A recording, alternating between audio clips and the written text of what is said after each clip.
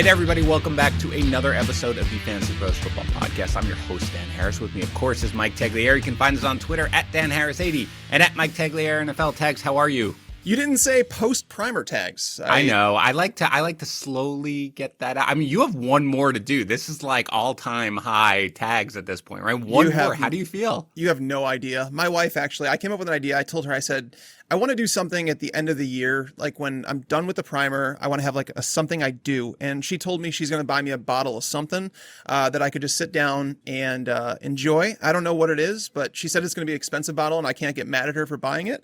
But she said that I deserve it at the end of the year. So shout out to T. That's good. So you ready to bring it today on our DFS show? Ready, man. Very good, because I am still reeling from the fact that Yates got the reference to Anchorman on yesterday's podcast. Yes. I'm not over that, but it's awesome. I'm very excited. And of course, for our DFS show, we have a really great guest today. It's the co-founder and chief content officer of linemovement.com, Joe Holka. Find him on Twitter at his name, Joe Holka. Go on YouTube, go to his YouTube channel, check out his podcast. He's a star. Joe, thanks for coming on the podcast.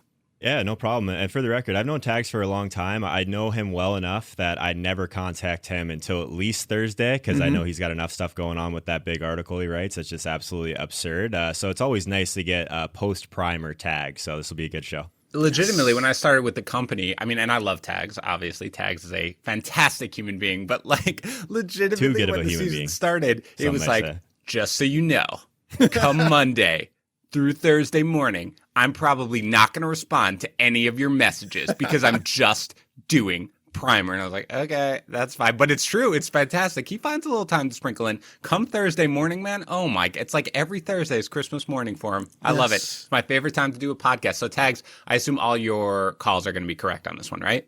Of course, naturally. I mean, I might not be as good as Joe was last week because if you guys didn't know, if you don't follow Joe on Twitter, he's not going to brag about it because that's just not who Joe is. Well, he might be. But Joe took home over 60K, right?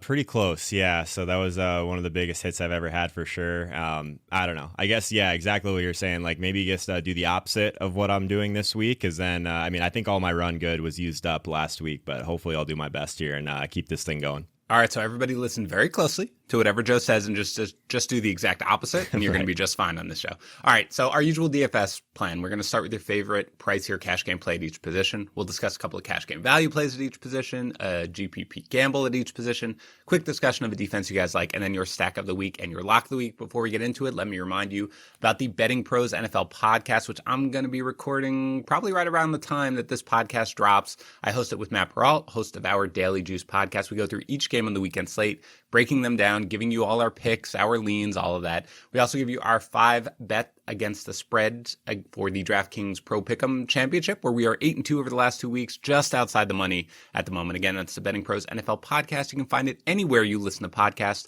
or on bettingpros.com/podcast. All right, let's get to our favorite pricier cash game play of the day. I always start with the guests. So, Joe, who do you like this weekend at the running back position for your favorite pricier cash game play? This one's really hard for me because I've kind of like built my brand around just like these pass catching running backs. And if I'm spending up for a guy that's going to give me like an elite floor through the air. But this Derrick Henry thing just absolutely buried me for times last year. So this year I've come around a little bit to realize that this guy is just totally different than some of the other running backs out there, right? He breaks these enormously big plays. So if he's going to touch the ball in this spot 25 to 28 times against Detroit, I mean, it's basically just play everyone against Detroit at this spot, right? So he's 9,500. Like this is like some of the most expensive we've ever seen Derrick Henry. But one thing that kind of made me like, I guess, finally come around on the Derrick Henry thing this year, I probably played more of him this year than I ever have before, is that if you're stacking up games like this, he can completely speed up the game overall because he makes these big plays. It gets it to the other side of the ball much more quickly. So it's kind of like a Tyreek Hill type of play, right? The efficiency is there, but it also helps the entire game because there's going to be more plays overall. What doesn't really help is like Leonard Fournette going up the field 12 touches and it just takes 8 minutes for that drive to complete, right? Gets the same amount of points. So that's kind of the way I think about Derrick Henry, is that he can really speed up the entire game if everything goes right. Of course, the floor is going to be there. We've seen it a couple of times this year versus a guy like Dalvin Cook, who's been a little bit more consistent in terms of the floor, but the ceiling is one that, I mean, not many people can match right now, especially in this type of matchup. Tags 9,500. Are you paying up for Derrick Henry? It's a very similar situation to what it was last week, where I said I don't think you can fade Derrick Henry. He's a slate breaker, and especially in a matchup like this, that's very similar to the matchup he had against the Jaguars last week. The Lions have been even worse. I mean, in terms of like what they've allowed, 1.58 PPR points per offensive play. That's the second in the league behind only the Falcons. And the Falcons are obviously a team that gets beat through the air. The Lions have been beat like a drum in every single way, while the Titans have been the seventh most efficient offense in football. And, you know, we know winners here. We know that December is Derrick Henry month. And we also know that he's 468 rushing yards away from 2,000.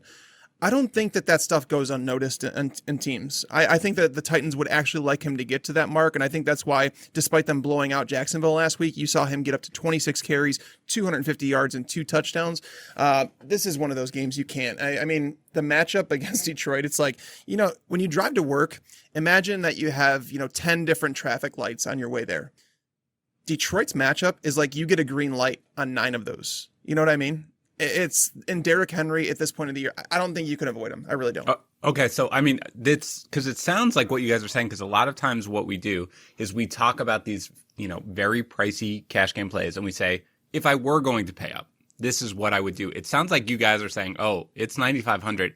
Doesn't matter. He's going to be in my cash lineups. Is that it, Joe? I mean, is he in your cash lineups? Like, regardless of if I did pay up, you will actually pay up for Derrick Henry. Is that what you're saying? Yeah, just full disclosure, I don't play a ton of cash games. I play like kind of like the higher stakes GPPs, the smaller fields in general. I just think that the ceiling of Derrick Henry, like Tag said, like he can ruin your entire week on a fade. It's a little different than even just like a wide receiver that's going to get his 10 to 12 targets. Like the range of outcomes for something like that is still a little bit larger than someone like Derrick Henry. I actually I'm not a big narrative guy overall, but these records and just like scoring titles and that sort of thing, I think that like we've already seen Derrick Henry do this before. Like the rushing title last year, he broke it on one big play. He just has the ability, I feel like, and I don't even know if there's anyone really on Detroit that's going to be able to stop him in this spot. So like I hate the price tag, but it scares me more to fade him. Like I think in tournaments, like you can still make an argument for it. Like this week, for example, one of my biggest one-on-one DFS clients has 4 seats in the DraftKings Live final. So we're trying to figure out how many of those teams should have Derrick Henry.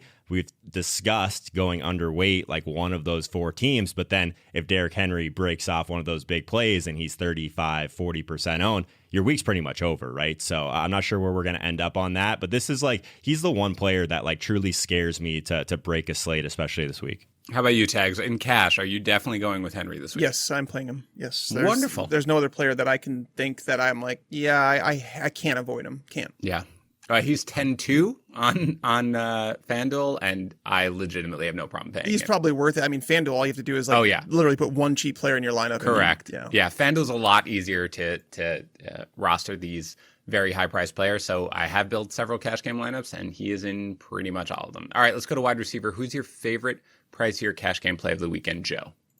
Yeah, I was kind of just saying there's one player that really scares me. I guess I probably should expand that to 2. Tyreek Hill, guys. I understand that the matchup against New Orleans isn't the best, but this is a spot where like he's literally lapping the field right now on some of these deep ball touchdowns right now. So he has 8 deep ball touchdowns this year. The next closest is DK Metcalf at 4. So he's breaking some huge plays. But one of the things that I'm really kind of focused on in a lot of my analysis is man coverage versus zone coverage. Obviously, Patrick Mahomes is pretty consistent across both of them, right? But what's different between Tyreek Hill and Travis Kelce, they're getting similar volume, but Tyreek Hill has 6 touchdowns against man coverage this year. So New Orleans plays the most man coverage in the league, at least especially of late, right? So I do like Tyreek Hill over Travis Kelce. I know we'll get to tight end at some point, but Travis Kelce's at 8K. So Tyreek Hill is a guy that even after a couple, I guess, down weeks for him, I think this is a spot where he just goes absolutely crazy. Tags, what do you think? Tyreek Hill is that 8,800 most expensive wide receiver on the slate. I will not talk you out of Tyreek Hill. I mean, coming into last week's game, I know he only had 7 targets in that game, but in the 4 prior games, he had seen at least 11 targets in each game. It's kind of ridiculous when you add in someone that's efficient as him, because he's averaging, I don't know if it's the most anymore, but it's either the first or the second most PPR points per target. he's been one of the most efficient wide receivers in NFL history in terms of like when you look at what he's done. So when you start seeing those double-digit targets, you're kind of like stuck playing him. The matchup against the Saints is interesting because, as Joe mentioned, they do run a lot of man coverage, and Tyreek Hill does go into the slot quite a bit, which is where Marshawn Lattimore and Janoris Jenkins aren't. Chauncey Gardner-Johnson, slot cornerback for them. He's not bad, but he's their weakest link for sure. That game is being played in a dome, so you don't have to worry about weather. Obviously, the track helps someone like Tyreek Hill with his speed, so it's scary to fade him, man. It's really scary. So I kind of agree with Joe here that he's probably the one I'd go to, though I think DeAndre Hopkins is someone that I would consider as well. Kyler Murray looked better last week. Like, I think that his shoulder is better. I think that he's over that injury. I was worried about his leg because we saw him take a hit and then he went down and I was like, oh no, like we just lost all mobility, but he did run the ball particularly well last week. He ran a lot more than he has in recent weeks. So I think he's getting back healthy, which is buying some time. DeAndre Hopkins against this Philadelphia Eagles secondary, they've really struggled against number one wide receivers. I think Darius Slay is trying to play through injuries. He also suffered a concussion last week, so he's not guaranteed to play. Michael Thomas in that game caught 8 of 8 targets from Taysom Hill for 84 yards. You go back to the 2 prior weeks, Devontae Adams, 10 catches, 121 yards, 2 touchdowns. DK Metcalf, 10 catches for 177 yards. DeAndre Hopkins is someone that is definitely, moving his way up my list, like with Kyler Murray getting healthy again, and knowing that Chase Edmonds looks like he is actually considered to be a game time decision, probably not going to play, according to Cliff Kingsbury. That's just a little bit more targets available, right? So we're looking for that floor. When you're paying up for a wide receiver, you want that floor in targets. Tyreek Hill, I have zero issue with, but if you need to save, $900 moving down to DeAndre Hopkins, I think he's a solid play. Joe, what are your thoughts on Hopkins? Yeah, it's 7,900 versus 8,800 for Tyreek Hill. Yeah, I'm with Tags. I love that game overall, especially when we see Kyler Murray start to use his legs a little bit. I think that's a big deal, honestly, for him just extending the play and just getting nuked down the field a little bit more. I think that game is going to be pretty popular. I was hoping that it might go a little bit under the radar, but it doesn't look like it. But yeah, I'm fine taking the savings there. One more thing on Tyreek Hill that I forgot to mention, Marshawn Lattimore, it's a concern for sure, but he's also tied for the second most deep ball completions allowed with 7 this year. So it just, a lot of the dots are connecting right now for me with Tyreek Hill. It's a tough price tag, but I'm doing everything I can to get there. Yeah, it's basically the same breakdown in FanDuel. Tyreek Hill is 9,300, DeAndre Hopkins 8,600. So I'm fine with either one of them if you need the discount. And guys, just based on our rules, which is fade Joe this week after his big week, you should not be playing any of Derrick Henry or Tyreek Hill this week in your cash game lineups. Everybody remember that. Let's go to quarterback here. Who's your favorite price here cash game play of the weekend, Joe? Yeah, it's unfair, Tags. Do I get first pick on all of these? Is that every single one you get first pick. This is great.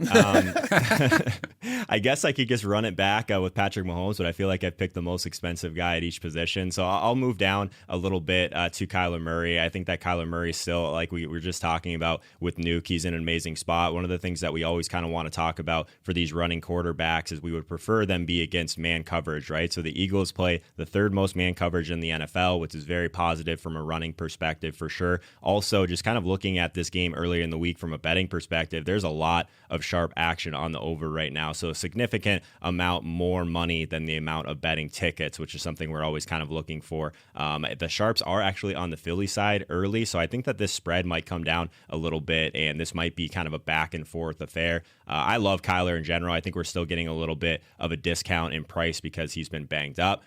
So it's an interesting one, but I guess a question I have for Tags and one that I've been wrestling with a little bit with Kyler Murray. We mentioned the man coverage thing is good for running quarterbacks, but Kyler in particular has been a much more efficient passer against zone historically. So I guess which one wins out there for you?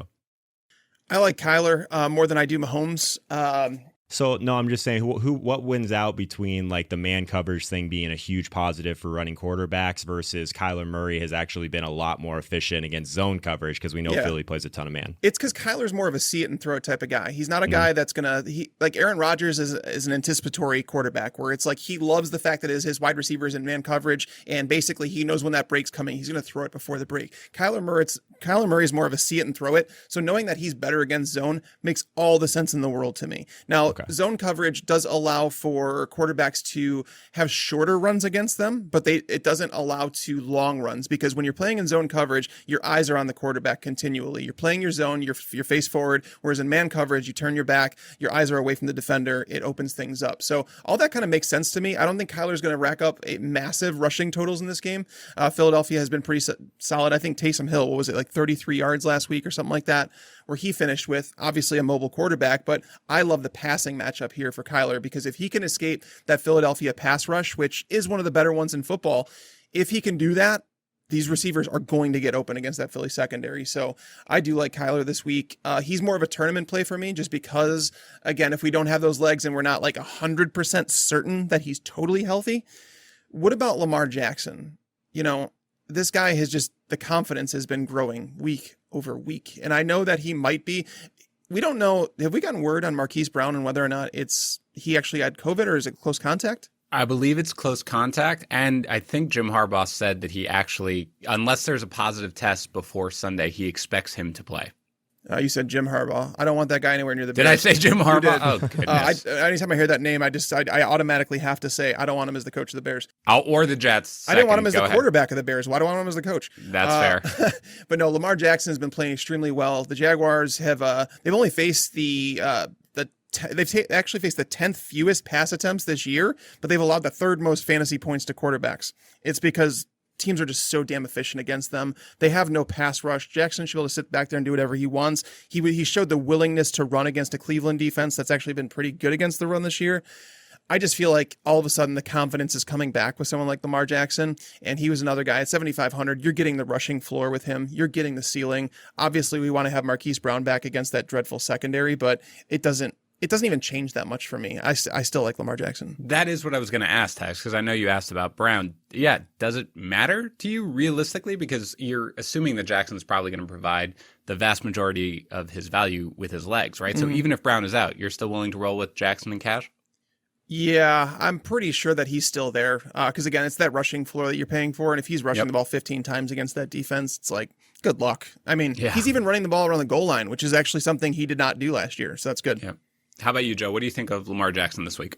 Yeah, I'm on Lamar. I mean, a lot of it has to do with the matchup, of course, and just the floor that we've seen again with his legs last week. Another good spot for him to have a decent day on the ground. I guess the volume is always going to be kind of a concern, and he hasn't been the most efficient quarterback against man coverage in general. He's actually only at a 6.9 yards per attempt against that type of coverage, not to just continue to hammer that narrative, I guess. But I think that stuff matters a little bit more than this quarterback is against a defense that is, I guess, giving a lot of points up to a certain position. I prefer the coverage type of stuff personally. So I think that's it makes everything Tag said makes a ton of sense. I hope Marquise Brown plays, because there's definitely another guy in that offense I was a little bit more bullish on overall.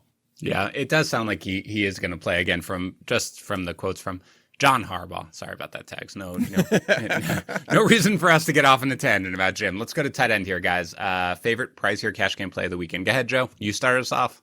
Nice. This is great. I hope I'm not taking Tags as guys here. So Mark Andrews, we just talked about Lamar. Yes. So I think that Mark Andrews, this is a spot where I preferred to be on him versus Marquise Brown anyways, because I mentioned that there's not a ton of volume here overall. If there is one guy that's still kind of battled through that a little bit from a volume perspective, it's been Mark Andrews. He does have 6 touchdowns versus man coverage this year overall. So I think 5,500 is still a great price tag for him. I know that Tags knows this, but I tend to look at very specific things at each position from a data perspective. So we have an NFL data table at linemovement.com that kind of brings together those key stats at each position. So one of the things that I'm really focused on at tight end is targets per route run. So Mark Andrews is getting targeted on a ton of his routes overall, but also his weighted opportunity rating. It's basically a mixture of target market share and market share of air yards. We look at it wide receiver a ton, but it also matters for these high end tight end. So only Travis Kelce on the slate has a higher weighted opportunity than Mark Andrews, and he's significantly cheaper. So I do like Mark Andrews a lot this week. Tags, what do you think Mark Andrews 5,500? No, he's the guy. He's the guy I was going to talk about. Kelce is expensive as hell against that New Orleans defense, and it's always difficult to fade Kelce considering he's basically the best wide receiver in the NFL. But Mark Andrews is a fantastic play, and knowing that even if Marquise Brown does come back, I don't know how much they're going to build him into the game plan. Mark Andrews is a guy, against this Jaguars defense. So remember last year when every single week, Joe, we were able to play every single tight end that played against the Cardinals. Remember that? Yeah, That was literally every week. It didn't even matter who it was. Exactly. It was good times. So last year they allowed 2.32 PPR points per target to tight ends. Massive number, right? The Jaguars this year allow the exact same 2.32 PPR points per target to tight ends. The targets are going to be there for them. Now, teams are only throwing the ball, I think, 52% of the time against Jacksonville, which is obviously due to game script. And the Ravens do run the ball more than any other team in the league. However, they are going to have some pass attempts. There are no, if Marquise Brown is out or even, limited in the game plan, who else are they going to throw to? I mean, Willie Snead, Miles Boykin, he's on the COVID list as well. Des Bryant, stop it. Mark Andrews is the guy at 5,500. If you're paying up at tight end, he's the guy you go to. All right, guys, before we move on, it is Christmas time. It's been a rough year for everybody. I mean, my kids basically have each other, and that's it. If we go a day without one of them punching the other one, it's a win. So for Christmas, we want to make sure that Santa brings them a ton of stuff. And I already know what my son's favorite gift is going to be. It's a signed, framed picture of Patrick Mahomes slinging a sidearm throw against the Ravens. I'm a little worried, though, because I have a feeling that my son is going to open it, get really pumped, and immediately say, wait, Santa shops at Pristine Auction? Because he knows all the signed memorabilia that we have comes from there. And I'm going to have to say, yeah, Santa shops at Pristine Auction. He's done a lot of shopping there this Christmas, so get ready. Signed helmets, jerseys, pictures, cleats, cards, the works. It's all at pristineauction.com, where it's free to register and free to bid. You only pay when you win something, and there are thousands of items up for bid every single day. Trust me, go to pristineauction.com, see for yourself. That's PRISTINE auction.com. If you want $5 in free credits, use our code FantasyPros in the registration field when you sign up. They will know we sent you. Again, that's pristineauction.com. Use our code FantasyPros. All right, let's go to cash game value plays. Joe, would you like me to start with tags? Do you feel bad enough that you want me to let tags start throwing these guys out? No, go. All right, we'll stick with Joe. It's all right. Let's go with Joe. Cash game value plays. Start with running back. Who do you got here, Joe? Yeah, so running back's always a little bit tougher for me to find value because I do really place a lot of emphasis on paying up for those touches overall. I really want to believe in Leonard Fournette at 4,500 in this spot. I think he's going to be the chalk. I struggle a little bit just because I think he's got hands like feet. I think that just in general, he's just not someone that from a talent perspective we want to be on. But I do think that the price is right on a slate where we do need to find some value at 4,500. He's a guy that we can still project to touch the ball about 15 times, and he's been active in the passing game. It's just a matter if he can kind of get those in his hands or not. So I do like Fournette quite a bit. I think that this game might actually go a little bit under the radar, and early action does have a lot of the sharps on the over. So I do like Fournette if I'm going to pay all the way down. It's a little bit difficult to avoid Fournette this week. Tags at 4,500. What about you? Are you putting him in your cash game lineups? I think he's someone who might be bad chalk, to be honest with you. Makes a great fade in tournaments. I'm with you there. Yeah, he's a two down back. He's obviously someone that they're trying to get away from in the passing game, and that's why he was inactive last week. It's not because he's terrible on first and second down. Ronald Jones is better. Yeah, I think Fournette's fine in first and second down, but you look at the Falcons in terms of what they've been good against, what they've been bad against. They are the best team in the league at stopping the production on the ground to running backs. And ever since Antonio Brown came to the Tampa Bay Buccaneers, they have stopped targeting their running backs in the passing game. We know LaShawn McCoy is going to come on the field when they go into passing downs. I don't see this as being a negative game script for the Bucs, so I do worry about him getting so many carries. But again, this comes down to him he's not a guy that's going to break off 60-yard runs all the time. He's not that guy. Atlanta again has been consistent against that position, so I don't like him really at 4,500. If you want to play him in cash because he's so dirt cheap, I probably don't have too much of an issue with it, but I don't think the ceiling is there, especially as Joe said, for tournaments. I want to ask what you guys think about Kenyan Drake. He's 5,500. Now, what I need people to know is that ever since he came back from his injury, he's basically splitting 50-50 snaps. Now, he's been getting the majority of the touches. He's also been getting the goal line touches while Kyler Murray has been injured. Chase Edmonds, again, game time decision, even if he does play, he's obviously not healthy. So therefore, I'm expecting 75% of the touches to go to Drake in this backfield. I know it's not a good matchup against Philadelphia, but with Kyler Murray, it's almost like you have to assign a spy to the quarterback, and therefore it's like, this could remove a defender from the box. So Kenyan Drake been running extremely well as of late, 5,500, a guy that I think we should probably project for 18 plus touches in this game. Do you guys like him at 5,500? What do you think, Joe?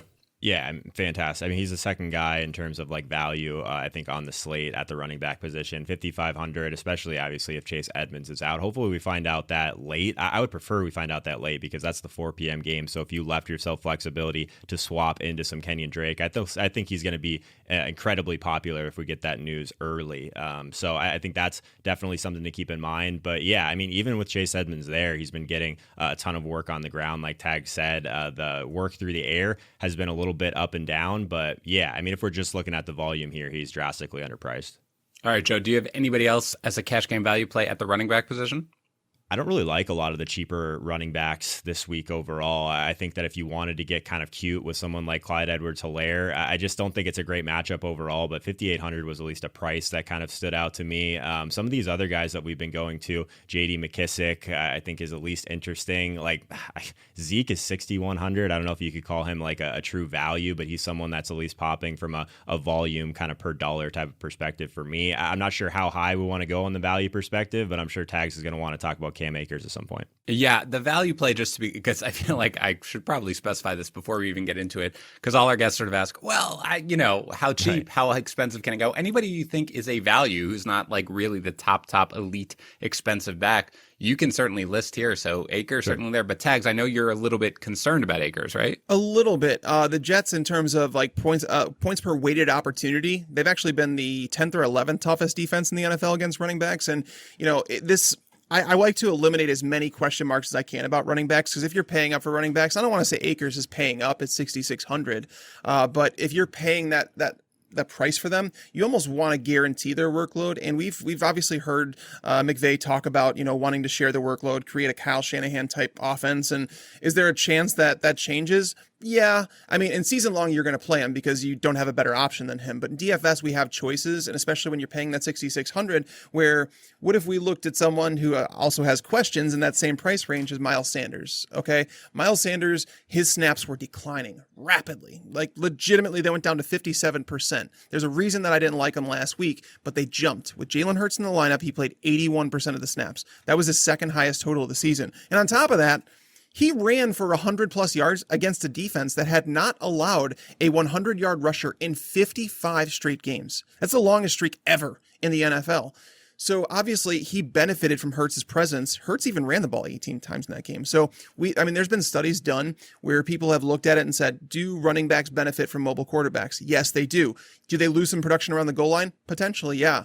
But do they also gain from, one of those, again, a defender, maybe a linebacker or a safety, being a spy on the quarterback, essentially removing a defender from the box?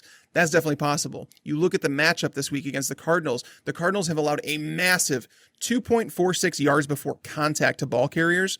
So when you add in the fact that the Eagles running backs have averaged the third most yards per contact or before contact, and add in Sanders averaging over 3.6 yards per carry after contact, it's like all these things are starting to snowball. Joe, you mentioned you liked this game, that you thought it was going to go a little bit under the radar and people are starting to come around on it.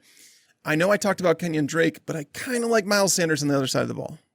I love the call, man. Miles Sanders is someone that I've been on at low ownership a decent amount this year, just like those big plays that he's been breaking. Like no one really wants to play this guy because he's been a little bit volatile. He's been banged up. But I think one thing that's really positive is we talk about targets through the air for running backs being like more of a quarterback stat overall. Like I think in general, sometimes these running quarterbacks like with Deshaun Watson or just like a Taysom Hill, I guess until last week, they don't really check it down a ton. But what was positive is that Jalen Hurts tossed 5 targets to Miles Sanders last week. So I still think that he's a guy we could definitely go to in this spot. If Kenyan Drake ends up being the chalk, I love the idea of just paying up a little bit more and getting Miles Sanders on the other side. Great. Let's go to wide receiver now. Let's talk about cash game value plays. Joe, start us off as always.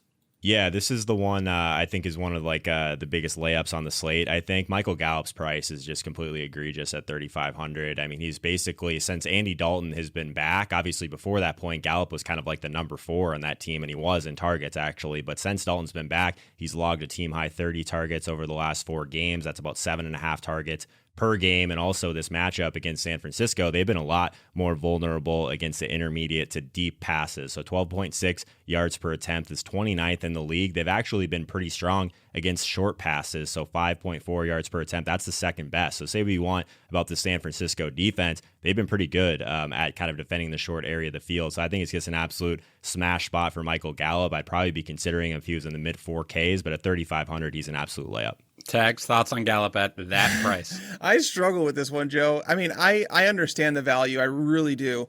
But at some point, we go back, Dan, we talk about, targets are one thing.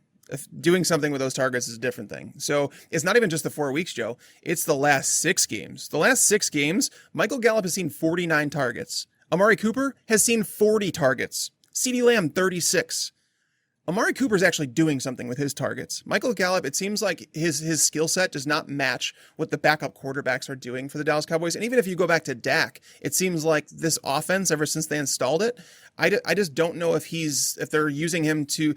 Michael Gallup was never a field stretcher, in my opinion. I think he's being miscast in this role. I think he can stretch the field, but I don't think he should be locked into that role. In terms of of the top 100 targeted wide receivers in football, Michael Gallup ranks 93rd in PPR points per target.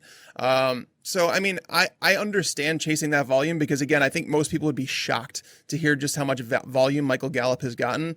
But is it bad volume? That's the thing you wonder about, because at 3,500 in a cash game lineup, you basically need him to hit 10 PPR points. Can he do that? Probably. Do I feel great about it? Probably not. I think actually the best cash game value play in that game is on the other side of the football. Brandon Aiyuk at 6,300.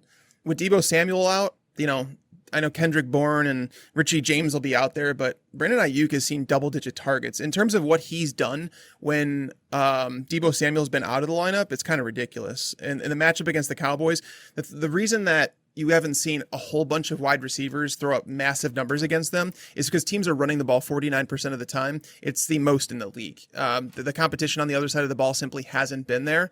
But when they do go to the air, the cornerbacks are allowing so much production. Just to give you an example, the Cowboys this year, 2.06 PPR points per target to wide receivers. That's the most in the league. But people are like, okay, well, how bad is that really? Calvin Ridley has averaged fewer PPR points per target than they are allowing to the average wide receiver. And knowing that Brandon Aiyuk has been playing so extremely well, I don't know how you avoid him at 6,300. I really don't. I have him ranked as a borderline wide receiver 1 in redraft leagues.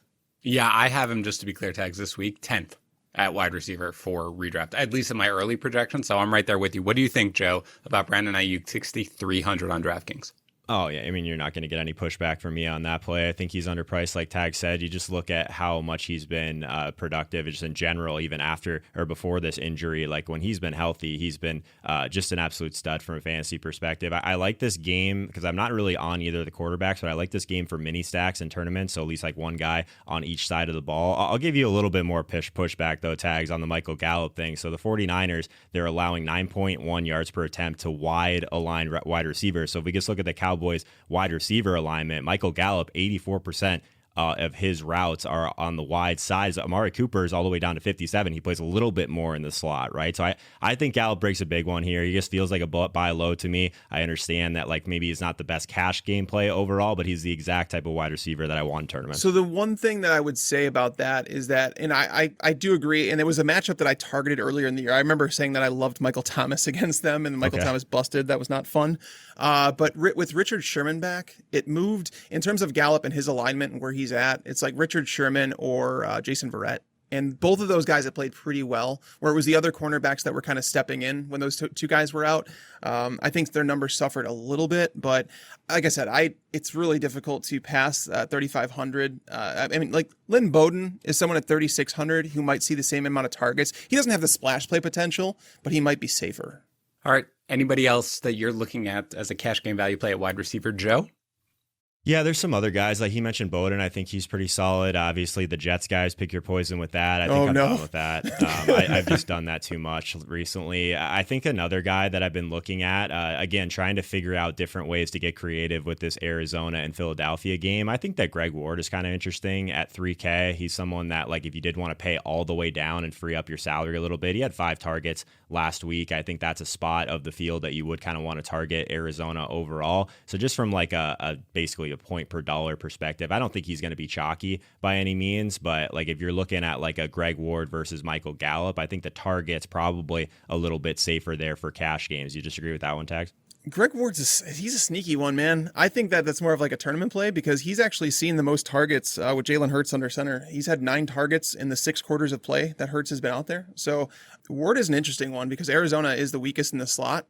So that's a sneaky play, dude. I kind of like it. Do you have a better guy in that game that's cheaper? Because I was just looking at, we got Greg Ward, we got Alshon Jeffrey, we got like Christian Kirk, Fitzgerald. Like Ward's the guy I like the best, I think, of all those guys. Yeah, Kirk is a weird one. I mean, I can't explain what happened to him, but he's kind of fallen off the map after like a stretch of games where it was like it seemed like he was going to be a stable receiver. Where it was like, all right, cool, like he's benefiting from DeAndre Hopkins. Then all of a sudden, it's like he can't reach 20 yards in a game.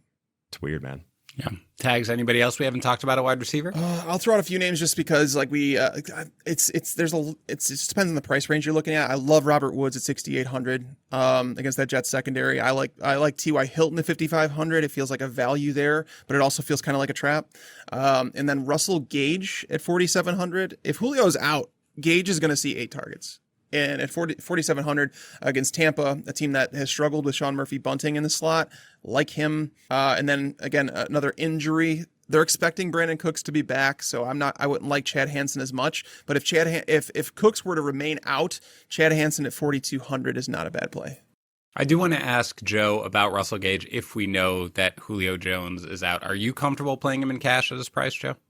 Yeah, anytime you can play a wide receiver that's just going to throw touchdown passes, I think that makes sense. No, I like Gage a lot. I like Gage a lot last week, obviously, with Julio banged up. Again, I'm always thinking from like a mini correlation and like GPP perspective. So I had a lot of Russell Gage with Calvin Ridley to try and, I guess, get that price down a little bit in my head. They correlate really well together. So that's one of the things that I'm kind of looking at, too, is which guys go well together, which guys don't cannibalize each other's usage overall. So a 0.7 correlation between Ridley and Gage was kind of what got me on Gage last week, because that's like wide receiver to quarterback type correlation there. So that's kind of part of the reason I was on Gage. But at 4,700, I still think that if you're just looking at the volume alone, he seems like a decent value for sure. All right, let's get to quarterback here. Cash game value plays. Start us off, Joe.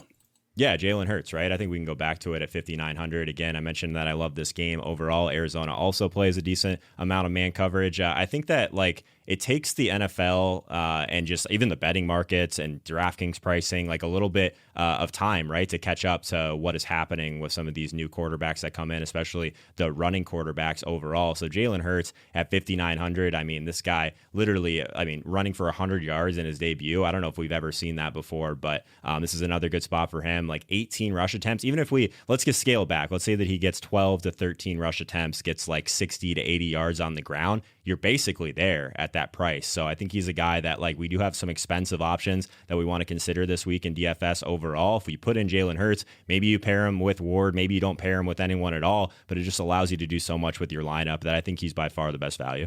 Tags, we talked a little bit about Hurts yesterday, especially when I was chastising Yates for his ranking of him. Yep. What do you think about Hurts in cash game? Hurts was one of the 3 names I had down on my sheet, but my question is, why, if you have the $100, what makes Hurts a better play than Taysom? Yeah, I mean, that's true. Taysom's like really cheap this week as well. I think that like the game script should be there for Taysom. Like I've been like a Taysom truther for the record. At 6K, he seems like still a screaming value. I just think I like the game environment a little bit better, but you're right, man. Like that New Orleans and Kansas City game, I think is kind of sneaky for points because people just look at this New Orleans defense as being one of the best defenses in the league. But yeah, Taysom's going to have to do some things. I guess one thing that was nice about Taysom as well is everyone wants to talk about how he doesn't hasn't checked down to Kamara, which we can talk about, I'm sure, when we talk about some GPP running backs. But man, like they really kind of got on the same page last week, which is positive, but it's positive for Taysom as well, because you give it to your best playmaker, arguably. I mean, he might just break a big one. So like you worry about the ceiling for Taysom Hill through the air, but maybe Kamara helps him get there a little bit, and that ceiling's a little bit higher than we think. All right, Tags, you mentioned 3 guys, so I assume Hurts was 1, Taysom Hill was set 2. Who's your third? The last one is it's what we usually try and avoid in cash games, which is a strictly pocket passer, but I think Jared Goff is such a good play. He might be a better one for tournaments, jumping ahead there to the stack portion, but I do like Jared Goff at 6,300. I don't know if the Rams are going to be able to run the ball very well against the Jets. I've talked about that and how the Jets are extremely underrated. Even if you look at the competition they've played, they're an above average run defense. That secondary is disgusting. They're missing starting cornerbacks. Like it's just all bad. They have nothing. And I feel like Sean McVay, I know it's a little narrative, but needs to build some confidence for Goff. And in the years past, when you go back to like look at towards the end of last year, it seemed like he was doing that, where it was almost like in a game where, because Goff had been struggling, and it's like, all right, hey, we have a good matchup. Let's get Jared Goff some confidence. Let's build his confidence a little bit. This is one of those games. Yeah. What do you think? How do you evaluate? You know, we do talk about it pretty often about quarterbacks that don't offer anything with their legs and everything like that, just strictly pocket passers. How do you feel about Goff here, Joe? Goff is an interesting case because he's had these layup spots before where he's failed us, and obviously the floor is a little bit lower than some of these other guys we're talking about. But the first thing I always look at if I'm considering Jared Goff is he going to see pressure? If that answer is yes, not interested. If he's not going to see pressure, yeah, he's in play for sure. So like just looking at his yards per attempt while under pressure versus not under pressure, 4.7 jumps all the way to 8.8. So the Jets are 31st in the league if you're just looking at their defensive line and their pressure stats overall. So yeah, it's a great spot. I think I still prefer the running guys, but one thing that's nice about Goff as well, and I'll continue to hammer this because it's something that I really focus on in DFS throughout the week, these games that are in the afternoon, right? So if you have some failures early on and maybe you have Kyler Murray, maybe you have Jalen Hurts, that's pretty chalky, but you didn't have a very good morning, pivot over to Jared Goff. He's going to be much lower owned in those same kind of slots of games, and you'll get I think that's the only way you pass people at that point is by finding someone at 4 p.m. that's going to be a little bit more contrarian. Yeah, that's a great point. All right, let's go to tight end. Who's a cash game value play at the position, Joe? Yeah, so this one, I think there's a couple guys that are kind of interesting. I don't necessarily want to steal, I guess, the Bears player from Tags, but I'll go with Cole Kmet. I think he's 3K. I just think that like this guy is just way too cheap for the volume that he's been seeing overall. It's always a little bit scary to go after someone from the Bears, but 7 targets in back-to-back games, there's just really not a lot to like at this position. So if I'm going to pay down, I'd rather pay all the way down. I think you can make an argument for going up to someone like Logan Thomas at 4K. Maybe you kind of stay in this price range, Dalton Schultz, Jordan Akins. I think those are the guys that I'm kind of on, but I think Cole Kmet is my favorite. Tags, we like Cole Kmet, right? Kmet is the guy that I was going to talk about. I had another guy listed as Rob Gronkowski, and I know that it was stupid. He saw 2 targets last week, and nobody wants to like that, but the Vikings basically presented no competition in that game, and Ronald Jones was able to get some stuff done. We've talked about the fact that I don't believe that Leonard Fournette is going to be able to do anything on the ground. Even if Ronald Jones plays, I don't think he's doing much against that run defense, especially with that broken pinky and, limited, whatever the case may be. But Rob Gronkowski had been seeing 6+ targets in 7 of his last 10 games. So it's still, it's been solid volume. You look at this Falcons matchup, and they're one of the tops in the league, allowing nearly 8 yards per target to tight ends this year. There have been 10 tight ends who have totaled at least 41 yards against them and or a touchdown. So that's the floor we look for when you're paying around 4K for a tight end. Gronk at 42, but as Joe said, I think Kmet is the one you play at 3K because, 7 targets in back-to-back weeks against a defense that, when targeted with tight ends, they have struggled. It's just teams haven't chosen to target their tight ends because the wide receiver matchup's been so good. But the Bears clearly, and specifically Mitch Trubisky, is starting to like Cole Kmet and develop a relationship. Okay, let's get to the fun stuff. Let's get to GPP Gambles. Let's start with running back. Go ahead, Joe. Start us off. Yeah, so I don't normally get too weird at running back overall. I'm still focused on some of these guys that are going to be seeing a ton of volume overall. Tags kind of stole my favorite, I think, with Miles Sanders. So I guess put my my stamp of approval on that one overall. My biggest question this week is anyone going to play Dalvin Cook? Because everyone wants to get up to Derrick Henry at 9,500. I understand the matchup is not good. The team total is not good. But like Dalvin is a guy that is still going to see the volume no matter what. He's still someone that if we get him at a third of the ownership of Derrick Henry, I still think I'm definitely interested in that. I think people are going to see this matchup and go away from it overall. One of the things that I'm pretty focused on at running back as well is just we have at the online movement, we have that data table that I mentioned before. That's a free resource. We have a metric that we created called adjusted red zone run percentage. We also have a pass percentage as well. But this Minnesota team runs a ton in the red zone, especially close to the goal line. So I think that the touchdown expectation for someone like Cook is always going to be extremely high. It's not a great price point, and maybe they end up scaling him back because you can't just give a guy 35 touches a game and think he's going to hold up. But I do like the leverage off of Derrick Henry at the top. Tags, thoughts on Cook at 9,000? As a leverage play, I love it. I mean, you do have to worry about Dalvin Cook's history against the Bears, this run defense. They've actually done a really good job with him. They seem to be healthy on the defensive line for the most part. If Akeem Hicks were out, I'd be like, oh, that's where you like attack this team because that's when they really do struggle. But as a leverage play, that's what you kind of have to look for, right? You look for a guy that has the upside of Cook, which is massive, obviously. I think he's finished outside the top 10 running backs twice all year, which is kind of ridiculous. He had a bad matchup last week against Tampa, and he still played well. So I definitely dig that as the leverage play. One name that we didn't talk about, and it's kind of like a Derrick Henry thing where you hate to play guys that are not involved in the passing game, but at 5,900, I like J.K. Dobbins. Mark Ingram played one snap last week, and I think every time we see the ball in J.K. Dobbins' hands, good things happen, right? And in this game where they should run the ball a whole lot, maybe he gets a couple targets just because Marquise Brown's out or whatever the case may be. I just feel like this game against Jacksonville is a chance for him to really shine. There have been 5 different running backs who have topped 115 yards on the ground against them. So why not let the rookie have a breakout performance at 5,900? What do you think, Joe? Yeah, I like that one a lot. It was one of the ones I was kind of considering as well. I'm with you. I'm with you on that one. I don't have much more to say about it. That was pretty much exactly what I would have said. I stole your picks, but now you're stealing my notes, so we're even. Yeah, you guys are really in agreement a lot this week. That's not a bad thing. That's a good thing. I like it. Good. I'm just going to use everything in my DraftKings lineup. Let's go to wide receiver. Joe, start us off with a GPP gamble at the position. I think I'm going to be selfish here because I want Tags' opinion on the Seattle passing game. So at 8,600 DK Metcalf, I'm not exactly sure where the ownership is going to settle, but no one wants to go near the Seattle offense right now. I also think that Tyler Lockett at 6,700, if we think Washington's going to bring a ton of pressure on Russ, makes a little bit of sense. There's just so much uncertainty with the Seahawks offense as a whole right now, but I'm just trying to figure out the biggest ceiling leverage plays that no one's talking about. I don't know if a lot of people are going to pay 8,600 for DK Metcalf when they can get up to Tyreek for 200 more, or where they can move down to someone like DeAndre Hopkins, like we talked about. So what do you think about DK this week, Tags? Love him. I mean, love him. In tournaments, you need exposure to guys like that, again, he could be a slate breaker. And I know that Washington has been one of the better teams against wide receivers. But when you look at the matchup that he has this week, Kendall Fuller is the guy he's going to see the majority of the time. Kendall Fuller is 5'11", 198 pounds. He played slot for the Chiefs last year. And now the football team has him on the perimeter trying to cover wide receivers. And the cornerback play between him and Ronald Darby on the perimeter has been masked, okay? Ronald Darby can be beat deep like a drum all day long. So Metcalf, they do move him around a little bit more than they did last year.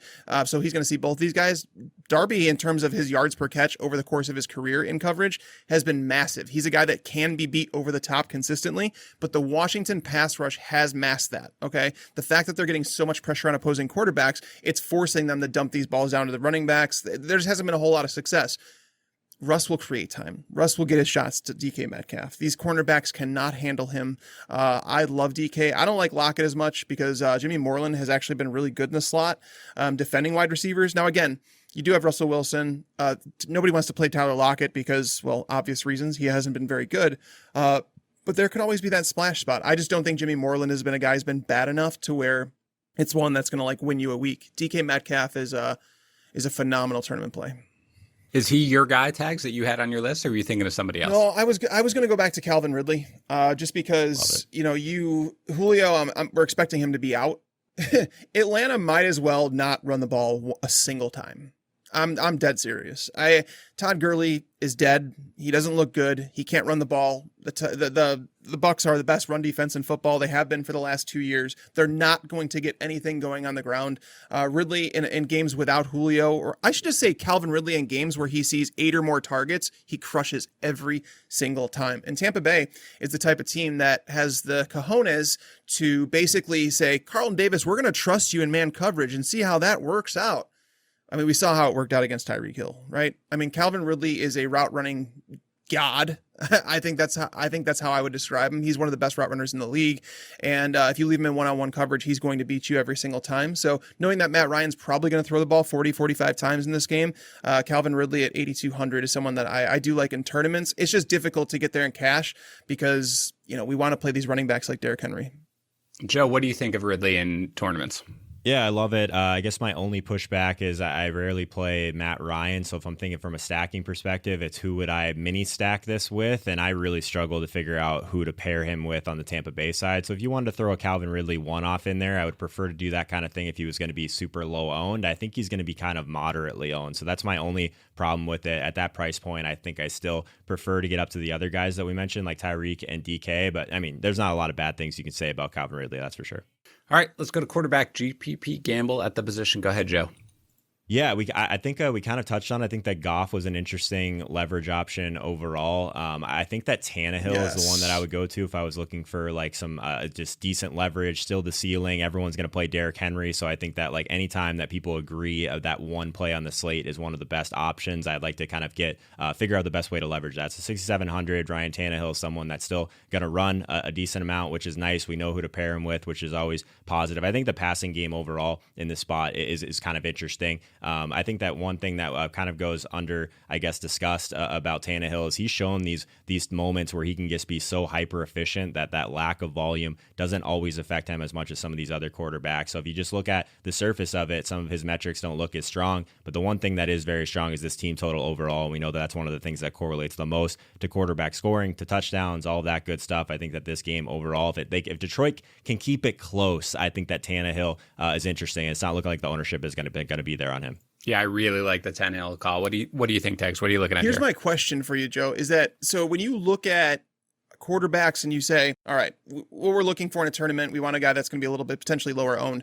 When I see our expert consensus rankings this week, I see Ryan Tannehill popping up as like the number 4 quarterback. So with all these, people out there using lineup optimizers and stuff like that, is Ryan Tannehill someone who's going to pop up as someone that they should play? Is he going to be a little bit over-owned because of that? And I think he is a solid leverage play. I think this matchup dictates that. Obviously, if Derrick Henry were to let down, they're scoring points. I mean, the Lions have allowed, I think, 29.9 points per game to their opponents. And we have a Titans team that's, again, projected for 31.3 points. It's basically saying 4 touchdowns and a field goal. Like, that just doesn't happen. And we've seen it happen earlier this year against the Jaguars. We saw Ryan Tannehill, he only threw the ball 25 times, but he threw for 4 touchdowns. Derrick Henry was a disappointment. If that happens, it's like when you play Tannehill, you don't do it in a lineup with Derrick Henry. You do it, obviously, with the pass catchers like an A.J. Brown and a Corey Davis. So I definitely dig this one. It's just I worry about him being a little bit over-owned for tournaments. It's possible, but I think the only pushback I have on that is, like you said, no one's going to play him with Derrick Henry, and Derrick Henry is going to be absolutely piled on. Also, like the salary involved, right? I think a lot of people would probably prefer to get up to Kyler Murray for 300 more, and if not, maybe they're paying all the way down for that Taysom and Jalen Hurts tier overall. So I'm always interested in these little dead spots in salary, but also like these offenses where you're getting leverage on one of the most popular plays on the slate, but also very condensed target share there overall. Just we know exactly who to pair him with Corey Davis and A.J. Brown. So like I think that checks a lot of boxes for sure from a tournament perspective, and the ceiling is still what you want there if you're going to get him at like 5 to 8%, something like that. So Tags, who was your guy then if not Tannehill? I liked Kyler. We talked about him earlier. Mm-hmm. I think Matt Ryan is interesting, and I know that without Julio, it's stupid to play him, it seems like, because he's just been terrible without him. But again, if we're expecting him to drop back so many times, the Bucs themselves have seen the 5th most pass attempts in the league. When quarterbacks do drop back to pass, they're generating a 70% completion rate, which is higher than every team, not named the Jets, Jaguars, or Falcons. We've now seen, after Kirk Cousins, he was the 7th quarterback in a row who's totaled at least 16 fantasy points against them. So, I mean, Matt Ryan, I could see this being a game where he throws for 340 yards and 2 touchdowns, which it might not win you a tournament, I guess. So, but at 5,400, he allows you to do some things in your lineup. All right, let's get too tight and let's talk about a GPP gamble. Go ahead, Joe. Yeah, so like we're just kind of staying in this Tennessee game, figuring out different ways to kind of attack it. I think that TJ Hawkinson's a little bit underpriced at 5,200. He's someone that if we're just looking at, again, some of these things that I think really matter, targets per route run, top 3 on the slate, weighted opportunity rating, top 5 on the slate. I think that the game script should be there for sure. We just talked about how Tennessee's projected to score all of these points. And then we look at the quarterback play, obviously, is a big time concern, of course, but he's a guy that basically hasn't been pushing it down the field a ton anyway. So I think that if it ends up being a situation where Marvin Jones, who's been seeing all this volume, ends up not seeing as much down the field, maybe TJ Hawkinson, someone that, I mean, he had 11 targets last week, 9 the week before. If he gets even in that range overall, I think that he's interesting. The biggest concern is like, can they move the ball down the field? And obviously the touchdown expectation at tight end is super important. He's a little bit expensive in that range as well, but I think that he's interesting, especially if you're stacking up Tannehill, or maybe you just want a little mini stack with Derrick Henry. I mentioned Derrick Henry breaks those big plays. I mean, in theory, more opportunities for Detroit on the other side. How do you feel about that, Tex? I just worry about the court. I don't think Matt Stafford's playing. So, Joe, would this make a difference if you knew it was Chase Daniel under center? Yeah, that's what I'm saying. Chase Daniel is someone that like doesn't push the ball down the field barely at all. I think when I looked at it last night, his yards per attempt is extremely, extremely low. So maybe it just ends up being a little bit more Hawkinson, Amendola underneath. It's definitely a flyer for sure, and the price is not great. But I'm trying to figure out different ways to be creative with this Derrick Henry debacle that's about to happen. All right, Tags, who's your guy then in GPPs for tight end? I mean, do you want to go back to Jared Cook? I mean, at 3,400, he did see a massive jump in his snaps last week after being basically tied with Adam Troutman for a long time. Taysom Hill and him seem to be developing a connection. He's seen 9 targets over the last 2 weeks. Kansas City has struggled with tight ends. It seems like Tyrann Mathieu is dealing with some sort of injury. He was questionable last week. Whatever the case is, they've started to allow a lot of production to tight ends recently. And knowing that the Chiefs have been dominant against wide receivers, I don't think people realize that.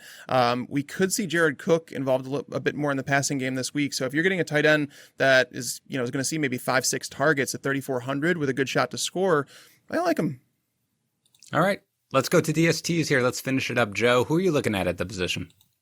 Yeah, I mean, I talked about how I have some concerns about Russ overall. This Washington defense has just been, I guess, so strong in terms of pressure, and that's what I really care about. So at 2,600, they just seem super underpriced to me overall. I have them projected for the 2nd most sacks on the entire slate. I guess it's somewhat of a concern that Russ hasn't taken as many sacks this year as he has in the past overall. But I do like Washington in this spot, especially at the price. I'm always trying to pay down at this position when I can. Yeah, you're speaking Tags' language, I'm sure. So, Tags, what do you think? Is Washington the one you're looking at? I had Washington as one of the 3 defenses down. I mean, I was like, if you have 2,600, I would go with Washington. But if you want to go cheaper, I mean, the Falcons at 2,300. Tom Brady has not looked like Tom Brady of old, and the Falcons defense has played better under Raheem Morris. They are at home. It's a divisional game. Those games are typically tighter than people want to admit. So at 2,300, I don't think they're a bad play. I don't even have issues if you wanted to play the Jaguars defense at 2K. Honestly, like if that's all you can afford, it's all you can afford. It is what it is. But Lamar Jackson does take some sacks from time to time, and they're 2K. I mean, if you look through their game log, it's just like if you get 4-5 points, you don't even care at that point. You're just basically doing it to fit other players in your lineup. Defenses are so ridiculously up and down that it makes no sense to pay up for them. All right, let's finish up with our stack of the week and our lock of the week. Start with the stack of the week. Go ahead, Joe.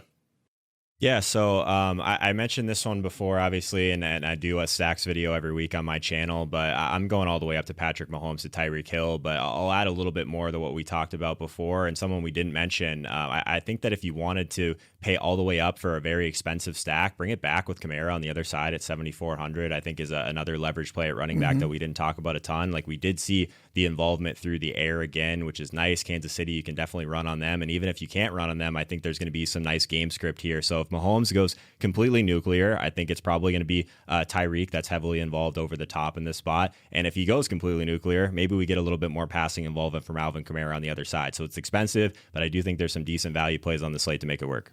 How about you, Tags? I like that one. I really do. I think that one makes a whole lot of sense. like everything about it. And like when you play those guys, it's obviously a very pricey stack. It's going to be you're just automatically going to have guys in your lineup throughout there. It's going to be easy to find 2 guys that are sub 5% owned for tournaments. So I like that one. Mine was Jared Goff, Robert Woods, and Cooper Kupp. I think you could play all 3 of them in a stack. The problem is with that one, usually I try and find a piece on the other side of the ball. I don't know. I mean, where do you go on the other side of the ball? Like the Jamison Crowder? Is that where you'd go? Nowhere. I mean, it's not, if that's what you're looking to do, I really don't feel comfortable that you can go anywhere in this one. But I appreciate even the, 5-second thought that you could find somebody on the Jets who could be usable in either DFS or regular fantasy. Let's go to Lock of the Week. Joe, what do you got? Yeah, so Tags talked about Brandon Aiyuk earlier, so I just want to, give my stamp of approval on that one as well. I just think he's too cheap for the type of volume he's been seeing and a good spot against Dallas overall. He's going to be pretty chalky, so I think if you're trying to do that, maybe get a little bit more creative in tournaments. But in terms of a lock of the week, I don't think it gets much better on this slate if you're not going all the way up to the top than Brandon Aiyuk. Yep. How about you, Tags? I don't think you're going to catch me dead without a Derrick Henry lineup. I mean, again, I'm just too scared not to play him. I really am because, again, we talked about the running backs. And when we had David Montgomery against Detroit or Houston or whatever, it was like, oh, I have another running back I feel really confident about. I don't know if we have that this week. You know what I mean? Like I talked about Kenyan Drake. I have my concerns there for sure. Talked about Akers. I like Miles Sanders, but he's up there at 6,900. So it's not like he's dirt cheap and we can't pretend that Doug Peterson doesn't present some obstacles. So Derrick Henry. All right. This is a great show, Joe. I can't thank you enough for coming on. I know you're a busy guy. Remind everybody where they can find all of you and your great work.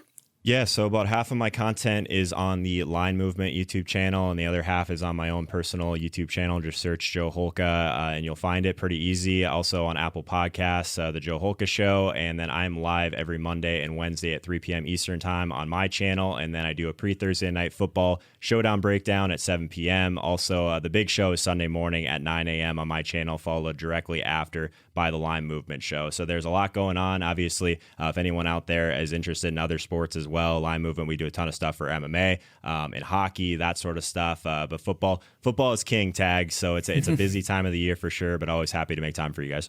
All right. Thank you to Pristine Auction. Don't just take my word for it. Go to pristineauction.com. Thousands of auctions every single day. pristineauction.com, PRISTINE auction.com. Enjoy the rest of your day, everybody. We will be back tomorrow breaking down every single game.